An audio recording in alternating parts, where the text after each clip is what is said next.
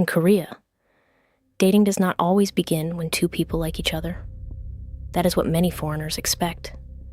They look for emotion first, but Korea often reads position first, signal first, future first, a confession, a late reply, an age gap, a blind date profile, a parent at the door.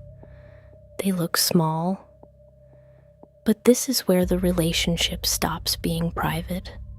Some relationships begin quietly, no announcement, no fixed date. In Korea, there is often a moment when the relationship has to be named. Uri saguyoyo. Most foreigners hear this as a confession, a declaration of feeling.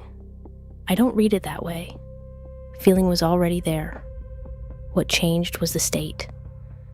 Before that sentence, the relationship was possible. After it, the relationship had a name, and with the name came the architecture.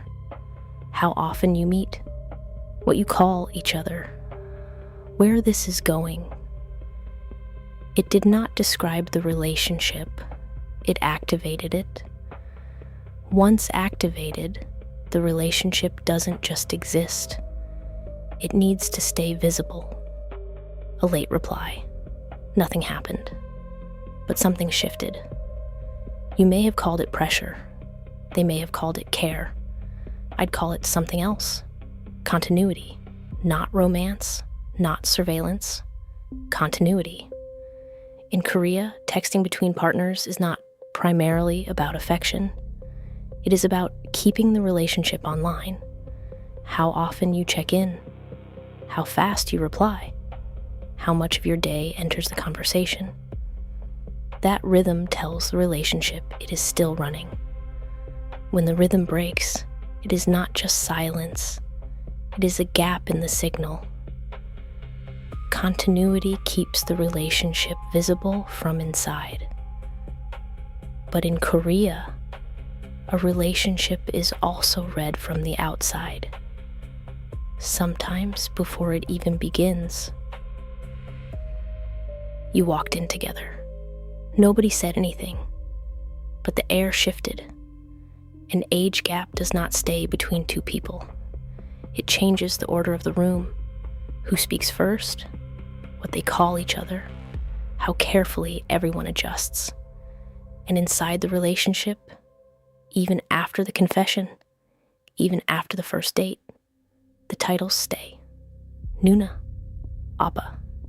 You may have expected intimacy to erase the distance. It does not erase it. It makes it more delicate. Bridge position shapes the inside, but something else shapes the entrance. Before the relationship has a chance to begin. Sometimes the reading starts before the two people even meet. You got set up on a blind date. Before you met, age, job, school, family background were already on the table. Sometimes salary too. You may have felt that romance had not started yet. It had not, but the audit had. A blind date in Korea is not primarily a romantic setup. It is a pre-screening of possible futures. Two families entering the same frame. The future gets screened before the feeling gets a chance. And if the screening goes well, the relationship moves toward something larger. Something that can no longer stay between two people. You met the parents. It felt like a greeting. I don't think that's all it was. In Korea, meeting the parents is not just the relationship becoming serious. It is the future entering the room. How far this might go. What others are now allowed to expect. How much the relationship has already moved outside the two people. The relationship did not become more romantic. It became more legible. And sometimes, when a relationship cannot become legible, sometimes when a relationship cannot be named, maintained, positioned, or projected into the future, it does not end with a sentence. It simply fades out of the frame. Not because the feeling disappeared, but because the relationship never found a place to stand. So no, dating in Korea is not just two people liking each other.